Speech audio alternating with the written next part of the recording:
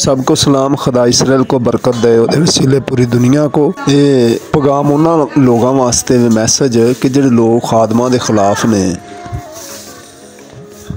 बेटी खास कर तेरे वास्ते भी खुदा तेन बरकत दे और हिकमत अकल और दनाई दे। खादम खुदावंद दे कलाम च लिखिया है कि खादम कहंदा है कि ਜਿਹੜੇ लोग इन्हां नूं छेड़दे ने वो मैनू छेड़दे ने।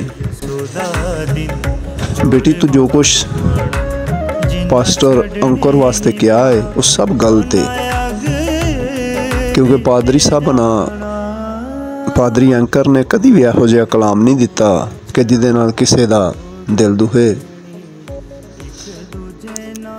और जिहड़ी प्रसाद दी गल है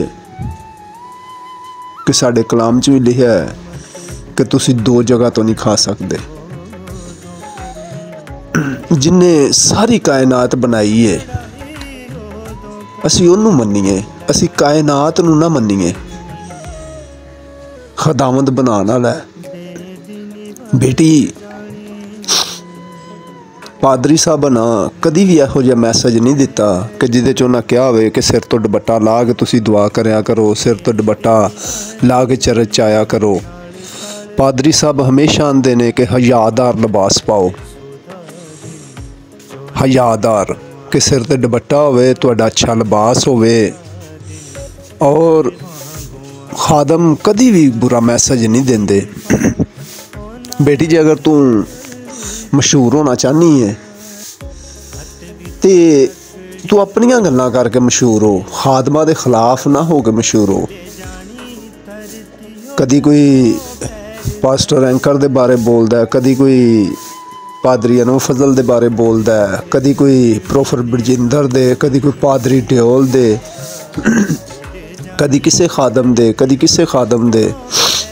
खासकर मेरा उन्हां लोगों वास्ते वे कि खादमा दे खिलाफ ना बोलिया करो, बल्कि इंसान दे बारे भी किसे दे बुरा ना बोलिया करो।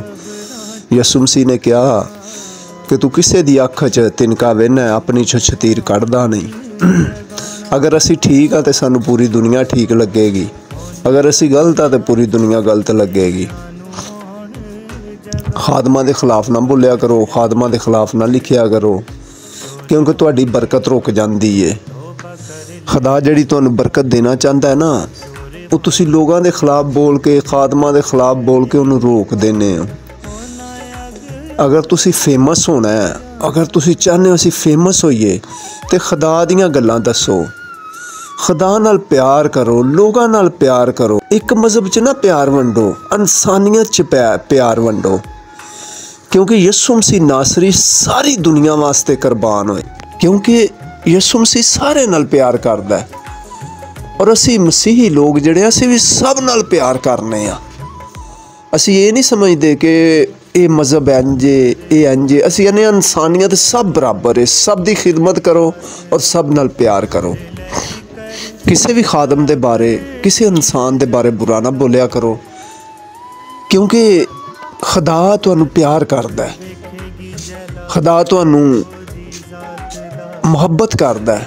बेटी खुदा तेनू वो हिकमत अकल और दनाई दे कि जिहड़ी सुलेमान नबी नू दित्ती है। और साडी दुआ है कि तू किसी भी खादम दे बारे, किसी इंसान दे बारे ना इंज बोले। आने वाले वक्त साडी दुआ है कि तू पादरी एंकर दे कोल जाके दुआ कराए।